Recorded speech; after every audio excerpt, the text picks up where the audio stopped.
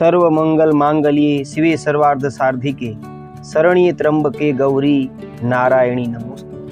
પવિત્ર શ્રાવણ માસમાં આવતા શુક્રવાર એટલે કે લાલ શુક્રવારની કથા જીવંતિકામાંની વાર્તા આજે આપણે સાંભળશું। શ્રાવણ માસના પ્રથમ શુક્રવારથી આ વ્રતની શરૂઆત થાય છે કે કરાય છે।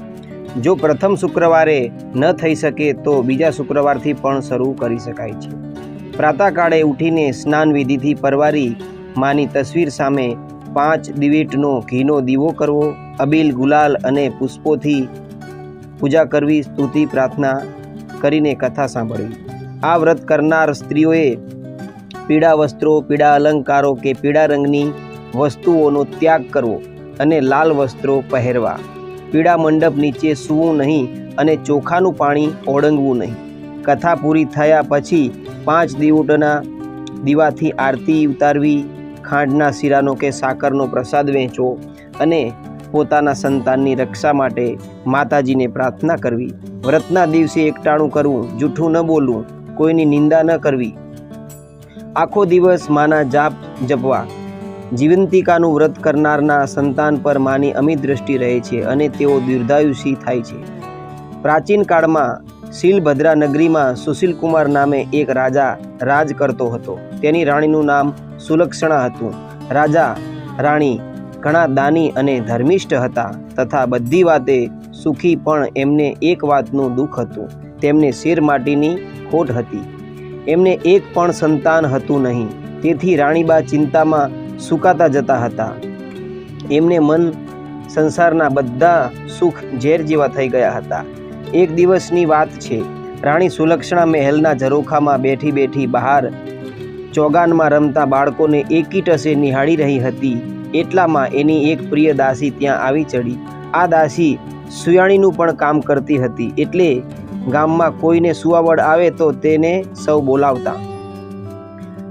દાસી ઘણી સમજુ હતી, એ રાણીના મનોભાવ તરત સમજી ગઈ। તેણે રાણીને કહ્યું, રાણીજી, તમે આટલી બધી ચિંતા શા માટે કરો છો? ખોટું ન લગાડો તો તમને એક વાત કહેવા માંગુ છું, જેથી તમારું વાંજ્યામેણું હંમેશાને માટે દૂર થઈ જશે। જલ્દી બતાવો મને, રાણીબાએ કહ્યું। દાસીએ ધીમેથી રાણીના કાનમાં કહ્યું કે સાંભળો રાણીજી, ગામમાં એક બ્રાહ્મણીને 3જો મહિનો જઈ રહ્યો છે। તમે આજથી જ વાત ફેલાવી દો કે તમે માં બનવાના છો, બસ ત્યારબાદનું બધું કામ હું સંભાળી લઈશ। પૂરે દિવસે બ્રાહ્મણી જે બાળકને જન્મ આપશે તે હું તમને લાવીને સોંપી દઈશ। દાસીની વાત સાંભળી રાણીએ પ્રથમ ખચવાટ અનુભવાયો, પણ દાસીએ તેમને કહ્યું, તમે બીસો નહીં, કોઈને કાંઈ કાનો કાન ખબર નહીં પડે। બાળક મળવાની લાલસાએ રાણી સુલક્ષણા આવું કૃત્ય કરવા તૈયાર થઈ ગઈ અને પોતે ગર્ભવતી છે એ વાત ફેલાવા માંડી। જોત જોતામાં 6 મહિના વીતી ગયા। એક દિવસ રાતે બ્રાહ્મણીએ પ્રસૂતિની પીડા ઉપડતા દાસીને બોલાવવામાં આવી। મધરાત બાદ બ્રાહ્મણીએ એક સુંદર અને તેજસ્વી પુત્રને જન્મ આપ્યો। દાસી બધાની રજા લઈ રવાના થઈ। થોડી વારમાં તો ઘરમાં બધા ઘસઘસાટ ઊભી ગયા। દાસી ઘરની પાછલી બારીથી ચોર પગલે બ્રાહ્મણીના ઓરડામાં આવી અને બાળકને ઉઠાવીને ઘરના બહાર નીકળી ગઈ। એ સીધી રાણી પાસે પહોંચી ગઈ અને બાળક સોંપી દીધું। રાણી તો ખુશ થઈ ગઈ। ત્યારબાદ તરત જ મહેલમાં સમાચાર ફેલાવી દેવામાં આવ્યો કે રાણીએ એક સુંદર પુત્રને જન્મ આપ્યો છે। આખા નગરમાં આનંદ છવાઈ ગયો। ઘેર ઘેર દીપમાલા પ્રગટી આખું નગર ઉત્સવ ઉજવી રહ્યું છે। ત્યારે બાળકની સાચીમાં બ્રાહ્મણી વિલાપ કરે છે, પુત્ર ગુમ થવાથી રડે છે, ટળવળે છે। ત્યારબાદ બ્રાહ્મણીએ જીવંતિકાનું વ્રત શરૂ કર્યું। તેથી માં જીવંતિકા બ્રાહ્મણીનો પુત્ર જે મહેલમાં રાજકુમાર થઈ ઉછરી રહ્યો છે એની રક્ષા કરવા માંડી। રાણીએ તેનું નામ શીલસેન પાડ્યું હતું। શીલસેન મોટો થવા લાગ્યો, એ યુવાન થયો ત્યારે રાજા સુશીલકુમાર અને પેલી બ્રાહ્મણીનો પતિ મરણ પામ્યા અને શીલસેન રાજગાદીએ બેઠો।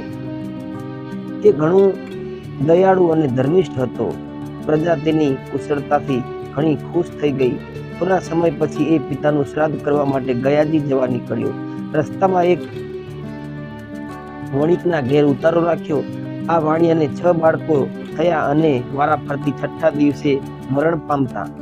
આજે વણિકના ઘેર 7મા પુત્રની 6ઠી હતી. ઘરના બધા ઊંઘી ગયા હતા ત્યારે માં જીવંતિકા શૂલસેનનું રક્ષણ કરતા બારણા પાસે ઊભા હતા. મધરાત થતા વિધાતા વણિકના પુત્રના લેખ લખવા આવ્યા એટલે જીવંતિકામાએ આડું ત્રિશુલ ધર્યું અને કહ્યું કે દેવી વિધાતા તમે અહીં કેમ આવ્યા? વાણિયાના દીકરાની આજે 6ઠી છે એટલે તેના લેખ લખવા આવી છું. માં જીવંતિકામાએ વિધાતાને પૂછ્યું, બેન લેખમાં શું લખશો? ત્યારે વિધાતાએ જવાબ આપ્યો કે એના ભાગ્યમાં જે લખીશ કે આ બાળક કાલે સવારે મરણ પામશે. આ સાંભળી માં જીવંતિકાએ કહ્યું કે નાના વિધાત્રી, એવું તમારાથી ન લખાય. જ્યાં મારા પગલા પડે ત્યાં તમે આવું અમંગળકારી કદાપી ન લખી શકો. માટે આ બાળકનું આયુષ્ય 100 વર્ષનું લખજે. છેવટે વિધાતાએ માં જીવંતિકાની આજ્ઞા માથે ચડાવી દીર્ઘાયુષ્ય લખીને ચાલતા થયા. બીજા દિવસે વાણિયાએ પોતાના બાળકને જીવતો જોયો તો તે ગદગદ થઈ ગયો. એને ખાતરી થઈ ગઈ કે આ બધું આ મુસાફરના મંગલ પગલાના પ્રતાપથી જ થયું છે. શીલસેન બીજા દિવસે જવા તૈયાર થયો ત્યારે વાણિયાએ ખૂબ જ આગ્રહ કરીને ફરીવાર આવવા કહ્યું. શીલસેન હા પાડી. ત્યાંથી એ ઘણા દિવસે ગયાજી પહોંચ્યો. પોતાના પિતાની શ્રાદ્ધ ક્રિયા પૂરી કરી જ્યાં એ પિંડદાન કરવા જતો હતો ત્યારે નદીમાંથી 2 હાથ બહાર આવ્યા. આ જોઈ શીલસેનના અચરજનો પાર ના રહ્યો. તેણે પંડિતોને આનું કારણ પૂછ્યું પણ પંડિતો એનો કોઈ જવાબ આપી શક્યા નહીં. આમાં બીજો હાથ કોઈ દેવીના હાથ જેવો લાગતો હતો. એણે પિંડ એક હાથમાં મૂકી દીધું. આમ શ્રાદ્ધ ક્રિયા પતાવી શીલસેન પોતાને ગામ આવા ચાલી નીકળ્યો. ફરતો ફરતો શીલસેન બરાબર 1 વર્ષે પેલા વાણિયાને ઘેર આવ્યો અને રાતવાસો કર્યો. એ દિવસે વાણિયાને ત્યાં ફરી બાળકનો જન્મ થયો છે. 6 દિવસ થયા હતા. રાત પડતા જ વિધાતા 6ઠીના લેખ લખવા આવ્યા તો માં જીવંતિકાએ એમને રોકીને 100 વર્ષનું આયુષ્ય લખવા કહ્યું. વિધાતાએ આજ્ઞા માન્ય રાખી લેખ લખી પાછા ફરતી વખતે જીવંતિકા માએ પૂછ્યું, માં તમે આ રાજકુમારનું રક્ષણ શા માટે કરો છો? આ ક્ષણે જ શીલસેનની આંખ ખુલી ગઈ. તેને કોઈક વાત કરી રહ્યું હોય એમ લાગ્યું. તે ચૂપચાપ પથારીમાં પડ્યો.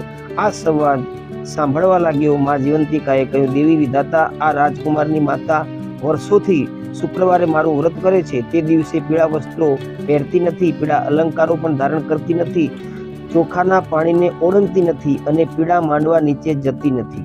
આથી મારે આ રાજકુમારની રક્ષા કરવી પડે છે. એ જ્યાં જાય છે ત્યાં મારે જવું પડે છે. તેના લીધે હું આજે વાણિયાને ઘેર છું. જ્યાં સુધી વાણિયાને ઘેર મારો વાસ હોય ત્યાં સુધી હું તેના બાળકનું અહિત સી રીતે થવા દઉં? ભલે કહી વિધાતા જતા રહ્યા. આ સાંભળી શીલસેન વિચારમાં પડી ગયો. એને માતા કોઈ વ્રત કરતી હોય એવું એને યાદ ન હતું. છતાં એમણે માતાને પૂછી ખાતરી કરવા નક્કી કર્યું. સવાર થતા વાણીએ જોયું તો તેનો બીજો દીકરો પણ જીવતો જણાયો. એને લાગ્યું કે નક્કી આ શીલસેન કોઈ મહાન માણસ છે. બીજે દિવસે શીલસેને રજા માંગી ત્યારે વાણિયાએ એમને આનંદથી રજા આપી. ઘણા દિવસે શીલસેન પોતાના રાજ્યમાં પહોંચ્યો. મહેલ જઈને માને પૂછ્યું, માં તમે કયું વ્રત કરો છો? બેટા, હું કોઈ વ્રત કરતી નથી, રાણી સુલક્ષણા બોલી. આથી શીલસેનને શંકા પડી કે આ મારી સગી માં નથી. પોતાની માને શોધી કાઢવા માટે એણે શ્રાવણ માસમાં પ્રથમ શુક્રવારે આખી નગરીને જમાડવાનું આમંત્રણ આપ્યું. સાથે સખત સૂચના આપી કે દરેકે પીળા વસ્ત્રો પહેરવા. બધા જમવા આવ્યા ત્યારે શીલસેને આજ્ઞા કરી કે નગરમાં તપાસ કરો કે કોઈ રહી ગયું છે. થોડી વારે અનુચરોએ આવીને કહ્યું કે એક બ્રાહ્મણી પીળા વસ્ત્ર પહેરીને આવવાની ના પાડે છે. આજે એને પીળા વસ્ત્ર નહીં પહેરવાનું વ્રત છે. આ સાંભળી રાજકુમાર ગદગદ થઈ ગયો. એને તરત જ બ્રાહ્મણી માટે લાલ રંગના વસ્ત્ર મોકલાવ્યા. એ પહેરી બ્રાહ્મણી આવી. શીલસેને સામે આવતા જ એના ધાવણમાંથી દૂધની ધાર છૂટી અને શીલસેનના મોંમાં પડી. આ જોતા જ નગરજનો અચરજમાં પડી ગયા અને એકી અવાજે બોલી ઉઠ્યા, આ જ રાજકુમાર શીલસેનની માતા છે. ત્યારબાદ શીલસેન રાણી સુલક્ષણાને બધી વાત પૂછી. રાણીએ રડતા રડતા બધી વાત જણાવી દીધી. શીલસેન પોતાની સગી જનિતાને ભેટી પડ્યો અને એના પોતાની સાથે મહેલમાં રાખી. એ દિવસથી આખા ગામની સ્ત્રીઓએ પોતાના વહાલ સોયા બાળકની રક્ષા માટે મા જીવંતિકાનું વ્રત શરૂ કરી દીધું. શીલસેને વર્ષો સુધી સુખપૂર્વક રાજ કર્યું. હે મા જીવંતિકા, તમે જેમ બ્રાહ્મણીના બાળકનું રક્ષણ કર્યું એવું વ્રત કરનાર સૌના બાળકનું રક્ષણ કરજો અને એમને સુખ શાંતિ સમૃદ્ધિ આપજો. જય જીવંતિકામાં. મિત્રો, અમારી ચેનલને લાઈક, શેર અને સબસ્ક્રાઇબ જરૂરથી કરી લેજો. જય જીવંતિકામાં.